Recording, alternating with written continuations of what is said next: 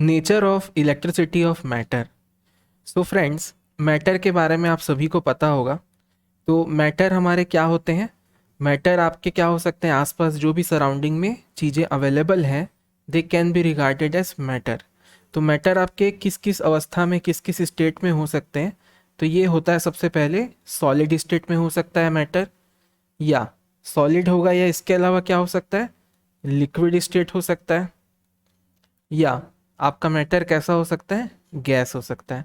तो आपके चारों तरफ, आपके सराउंडिंग में जितने भी मैटर हैं वो इसी तीन स्टेट में क्लासिफाई होते हैं। सॉलिड हो सकते हैं, लिक्विड हो सकते हैं, गैस हो सकते हैं।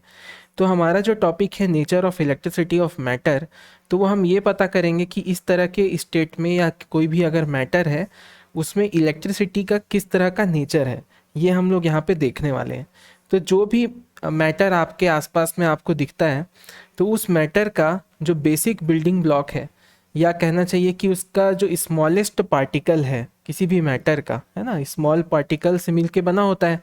तो किस तरह की स्मॉल पार्टिकल से मिल करके ये सॉलिड, लिक्विड और गैस टाइप के जो मैटर हैं वो बने होते हैं। तो इसमें एक नाम आता है मॉलिक्यूल।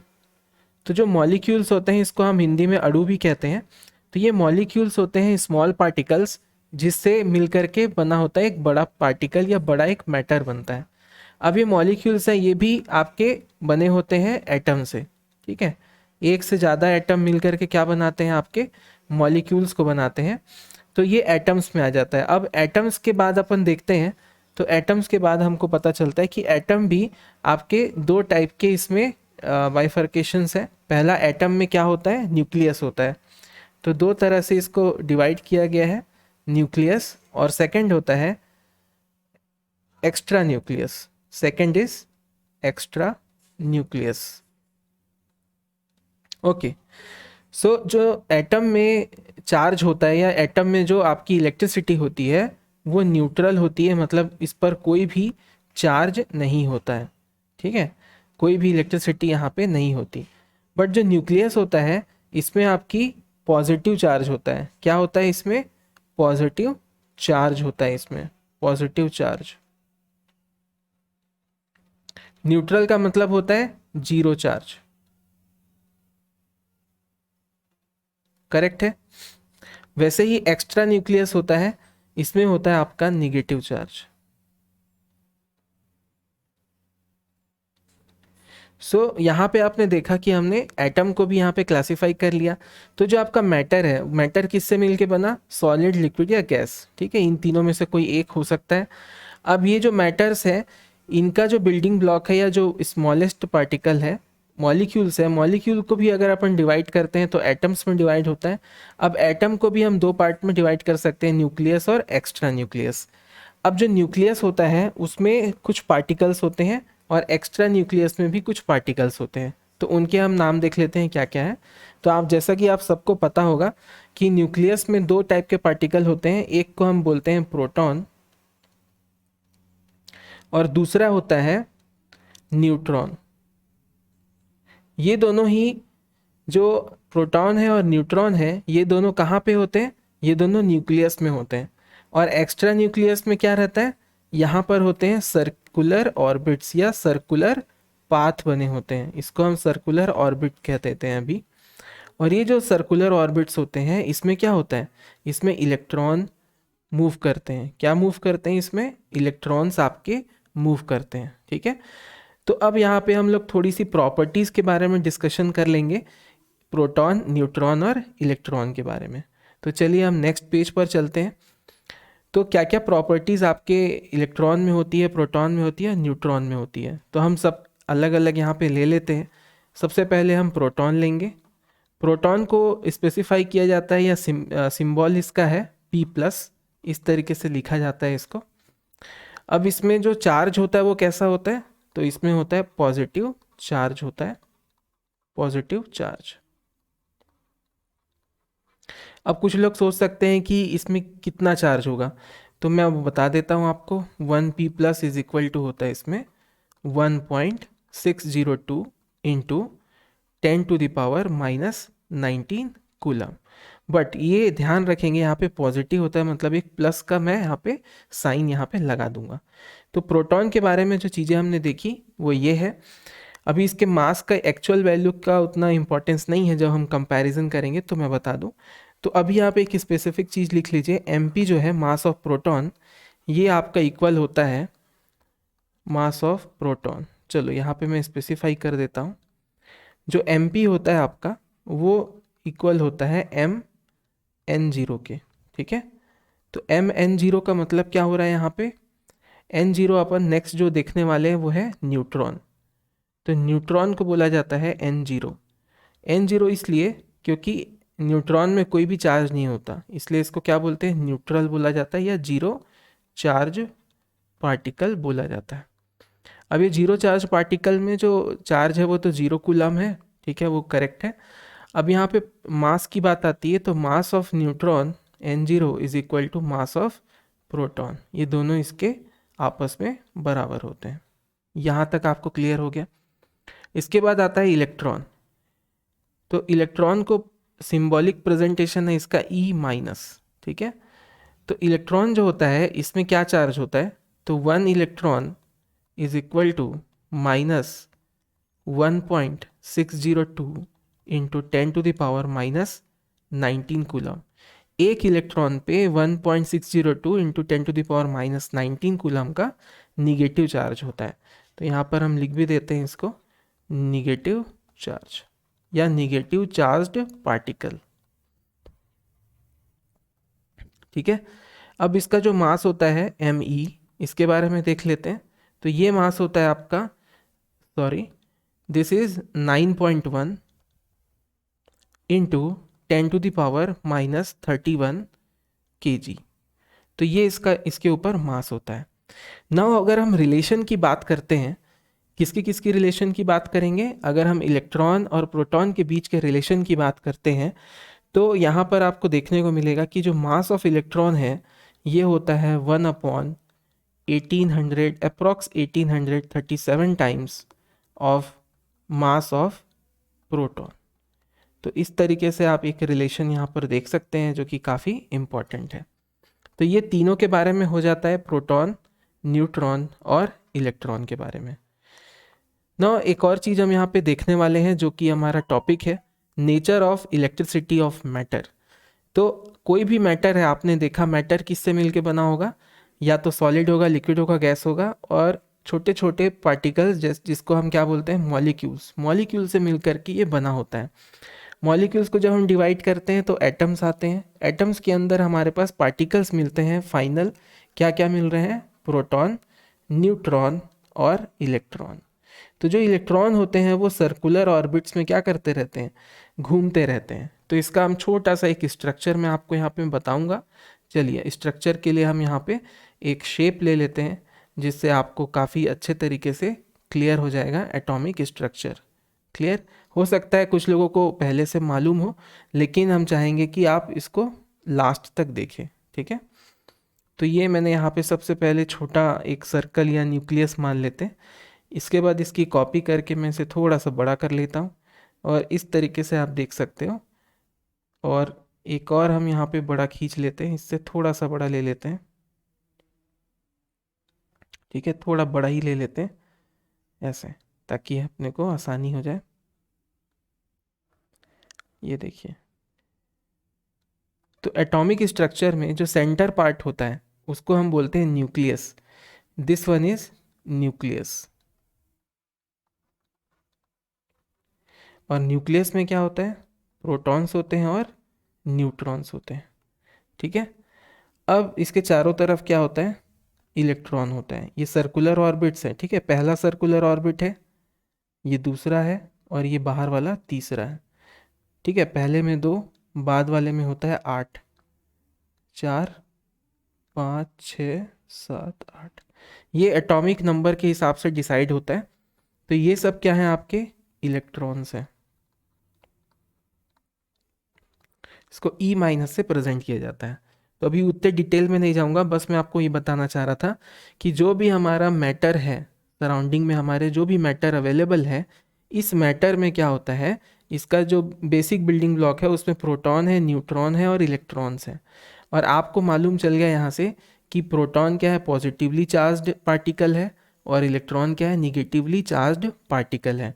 तो ये अगर चार्ज्ड पार्टिकल है मतलब इलेक्ट्रिसिटी मैटर को अफेक्ट करेगी, या मैटर के अंदर क्या है, इलेक्ट्रिसिटी प्रेजेंट है, इस चीज़ को बताता है। ठीक है, सो यहाँ पे मैं एक छोटा सा नोट लिख सकता हूँ कि electricity is present in matters. क्यों है ऐसा, क्यों प्रेजेंट होती है इलेक्ट्रिसिटी? क्योंकि उसका जो बेसिक बिल्डिंग पार्टिकल्स है वो क्या है, इलेक्ट्रॉन है, न्यूट्रॉन है, प्रोटॉन है, और ये कैसे हैं, चार्ज्ड पार्टिकल्स हैं। ठीक है, तो प्रोटॉन और इलेक्ट्रॉन क्या है, चार्ज्ड पार्टिकल्स हैं। अब अगर हम नेचर देखना चाहें, ठीक है, तो उसके बारे में अपन पहले देख लेते हैं कि कैसे हम नेचर को बताएंगे। ठीक है, तो नेचर ऑफ इलेक्ट्रिसिटी, तो नेचर ऑफ इलेक्ट्रिसिटी में आप देख सकते हो क्या क्या आपका मैटर है। ठीक है, तो पहला कंडीशन इसमें होता है कि अगर आपके नंबर ऑफ प्रोटॉन्स किसके बराबर हो जाते हैं किसी एटम में, नंबर ऑफ इलेक्ट्रॉन्स के बराबर। मान लो आपके पास कोई मैटर दिया हुआ है और इस मैटर में जो इसका एक एटम है, एक एटम की बात कर रहे हैं मैटर के अंदर, उसके किसी एक एटम की बात कर रहे हैं, और इस एटम के अंदर जो आपके नंबर ऑफ प्रोटॉन्स है उसको मैं एनपी लिखता हूँ, मैं यहाँ पे स्पेसिफाई भी कर देता हूँ, number of protons, number of positively charged proton particles, and Ne is the number of negatively charged electrons. So यहाँ पे आप देख सकते हैं Np प्लस और Ne माइनस क्या प्रेजेंट कर रहे हैं, आपके प्रोटॉन की संख्या नंबर्स और इलेक्ट्रॉन की संख्या को Ne माइनस प्रेजेंट कर रहे हैं। अगर दोनों बराबर होते हैं किसी भी एटम में तो जो नेट चार्ज होता है, दी नेट चार्ज क्या हो जाता है, जीरो। क्या हो जाता है, जीरो कूलम हो जाता है, जिसकी वजह से आपका एटम क्या हो जाता है, एटम इज न्यूट्रल मतलब इस पर कोई भी चार्ज नहीं है, जिससे आपका मैटर क्या हो जाता है, मैटर भी हो जाता है आपका न्यूट्रल। ठीक है, मैटर भी क्या हो जाएगा आपका न्यूट्रल। इस तरीके से आप किसी भी मैटर के नेचर को जान सकते हैं, नेचर ऑफ इलेक्ट्रिसिटी को आप पता कर सकते हैं। चलिए सेकंड हम यहाँ पे देखते हैं। सेकंड जो कंडीशन हो सकती है वो ये हो सकती है कि प्रोटॉन का जो नंबर है वो क्या हो, ज़्यादा हो इलेक्ट्रॉन के नंबर से। देखिए कभी कभी क्या होता है, हम किसी मैटर में या किसी मैटर के एटम में क्या कर सकते हैं, इलेक्ट्रॉन को निकाल सकते हैं। कुछ इलेक्ट्रॉन मान लो हमने निकाल लिए तो आपका ज़्यादा क्या हो गया, पॉजिटिव चार्ज ज़्यादा हो गया। तो जब मैं यहाँ पे नेट चार्ज कैलकुलेट करूँगा तो नेट चार्ज में क्या करूँगा, positive charge minus negative charge, तो मेरे को क्या मिलेगा, पॉजिटिव चार्ज यहाँ पर मिलने वाला है। तो ये जो पॉजिटिव चार्ज है किसकी वजह से है, जो प्रोटॉन्स ज़्यादा संख्या में है उसकी वजह से है। ठीक है, this is the positive charge. तो ये जो पॉजिटिव चार्ज है ये एटम को क्या बताता है, एटम विल बी, बोलिए, atom will be positively charged. क्या हो जाएंगे, atoms will be positively charged. Okay, now third is, क्या हो सकता है तीसरा ये हो सकता है, आपने गैस कर लिया होगा कि जो इलेक्ट्रॉन्स है इनकी संख्या ज़्यादा हो जाए किससे, प्रोटॉन्स की संख्या से। तब आप उस केस में आपका जो नेट चार्ज होगा, नेट चार्ज यहाँ पे क्या हो जाएगा, तो नेट चार्ज हो जाएगा आपका निगेटिव। क्या हो जाएगा, निगेटिव चार्ज। क्यों, क्योंकि कुछ आपके इलेक्ट्रॉन्स इसमें हमने डाले जिससे इलेक्ट्रॉन्स की जो नंबर है वो बढ़ चुकी है किससे, प्रोटॉन के कंपैरिजन में। So net charge will be negative and atom will be negatively charged. Atom will be negatively charged. Atom क्या हो जाएगा, निगेटिवली चार्ज्ड हो जाएगा। अब बात ये आती है कि एटम अगर निगेटिवली चार्ज है तो मैटर भी क्या हो जाएगा आपका, निगेटिवली चार्ज हो जाएगा। अब यहाँ पे देखते हैं एक क्वेश्चन, छोटा सा एक क्वेश्चन है, इसको समझिए। अगर मेरे पास कोई एटम है, सपोज मेरे पास कोई मैटर है उसमें एक एटम है, ठीक है, उस एटम से if two electrons are removed from an atom, अगर किसी एटम से हमने 2 इलेक्ट्रॉन्स को निकाल दिया है, then calculate charge on the given atom, okay. So इसका सॉल्यूशन ऐसा होगा, देखिए पहले क्या था, कोई भी एटम जब होता है ना, दिया हुआ अगर कोई एटम है तो वो सबसे पहले न्यूट्रल होता है, मतलब Np is equal to Ne, मतलब नंबर ऑफ प्रोटॉन्स क्या हो जाएंगे, उसके नंबर ऑफ इलेक्ट्रॉन के बराबर रहेंगे, तब क्या होगा, आपका एटम इज न्यूट्रल, ठीक है। अब क्या कर रहे हैं आप कर रहे हैं 2 इलेक्ट्रॉन को रिमूव कर दे रहे हैं। So when two electrons are removed, जब 2 इलेक्ट्रॉन्स को क्या कर दिया जाता है, रिमूव कर दिया जाता है, तब क्या हो जाता है, देखो यहाँ पे हो जाएगा 2 इलेक्ट्रॉन्स को क्या कर दिया आपने, रिमूव कर दिया। ऐसा करने से जो न्यूट्रलाइज हो रहा था चार्जेस आपके क्या हो रहे थे, न्यूट्रलाइज हो रहे थे, मतलब कि n times of proton into 1p plus, this is the charge of 1 proton and np is the number of protons. ये किसके बराबर हो रहा था, Ne इंटू 1 इलेक्ट्रॉन। तो जितने निगेटिव चार्जेस थे उतने ही क्या थे, पॉजिटिव चार्जेस थे। बट यहाँ पे अब सिचुएशन अलग है, सिचुएशन क्या हो गई है, 2 इलेक्ट्रॉन अब रिमूव कर दिए गए हैं। सो np इज इक्वल टू क्या हो गया, Ne माइनस 2। अब क्या हो गया कि जो इलेक्ट्रॉन्स है उसमें से 2 क्या हो गए, कम हो गए, तो प्रोटॉन्स की संख्या कितनी हो जाएगी, 2 बढ़ जाएगी, प्रोटॉन्स की संख्या क्या हो जाएगी, 2 बढ़ जाएगी। क्लियर है, 2 जो प्रोटॉन्स की संख्या है वो बढ़नी चाहिए। तो अब यहाँ पे अपन क्या निकालते हैं, नेट चार्ज। बहुत इजी तरीके से बता रहा हूँ, नेट चार्ज आप निकालेंगे तो क्या निकालेंगे, Qp plus minus E minus, ठीक है। तो Qp प्लस क्या हो जाएगा, Np into 1p plus, okay. और क्या लिख सकते हैं यहाँ पे, minus Ne minus 2 into 1e minus. जब आप इसको सॉल्व करेंगे तो देखो इनका मैग्नीट्यूड सेम रहेगा, प्रोटॉन और इलेक्ट्रॉन का, बट क्या चेंजेस आएंगे इसमें निगेटिव साइन आ जाता है, इस चार्ज में निगेटिव साइन आता है, जो कि हमने यहाँ पे लिख दिया हुआ है पहले से, ठीक है। तो आपको यहाँ पे क्या मिल जाएगा, देखो Np इंटू 1p प्लस, ठीक है, then minus Ne into 1e minus, correct. तो ये माइनस साइन किसका है, इस चार्ज का है, ठीक है।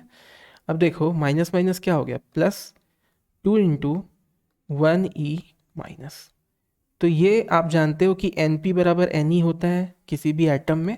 सो ये दोनों क्या हो जाएंगे, आपस में कैंसल आउट हो जाएंगे और आपको बचा हुआ मिलेगा 2 into 1e minus. 1e minus का हम क्या रखेंगे, सिर्फ मैग्नीट्यूड, क्योंकि हमने पहले क्या रख लिया, इसका साइन यहाँ पे निगेटिव साइन पुट कर चुका है। यहाँ पे रखेंगे 1.6 into 10 to the power minus 19। सो आपके पास आ जाएगा 3.2 into 10 to the power minus 19 coulomb. ये क्या है, पॉजिटिव चार्ज है। So this will be the net charge. तो ये नेट चार्ज आपका मिलेगा किसमें, अगर 2 इलेक्ट्रॉन्स किसी एटम से हम रिमूव कर देते हैं तो आपको इस तरीके से यहाँ पे चीज़ें मिल जाएंगी। तो छोटा सा मैं एग्जांपल लेके आपको समझाया हूँ, ऐसे ही आप और भी एग्जांपल्स देख सकते हैं, ठीक है। चलिए एक छोटा सा हम यहाँ पे न्यूमेरिकल कर लेते हैं, सॉरी एक ऑब्जेक्टिव क्वेश्चन है, तो वो हम यहाँ पे देखते हैं। यहाँ पे क्वेश्चन में आया है the mass of A proton, sorry this is a proton, is blank the mass of electron. So mass of proton जो होता है, ठीक है, वो क्या होता है, मैंने बताया था, चलो मैं जो बताया था वो बता देता हूँ। Mass of electron is equal to 1/1837 times of mass of proton. So mass of proton is equal to हो जाएगा me इंटू 18 × 37, ठीक है। So option equal to, option 2 less than option 3 about 1837 times and 200 times. So the correct option is option C. C explained that the mass of proton is 18.37 times, 18.37 times the mass of electron. So me is the mass of electron and mp is the mass of proton. So likewise ये हम यहाँ पे ख़त्म करते हैं। और भी ऐसे क्वेश्चंस, इस तरह के क्वेश्चंस आप कर सकते हो, अगर आपको चाहिए तो यू कैन कमेंट, ओके, यहाँ पे कमेंट बॉक्स में आप कमेंट कर सकते हैं। और डिस्क्रिप्शन में भी और चीज़ें हम यहाँ पे देंगे, आप वहाँ पे भी जाके विजिट करके ऑनलाइन टेस्ट अटेम्प्ट कर सकते हैं। So thank you so much.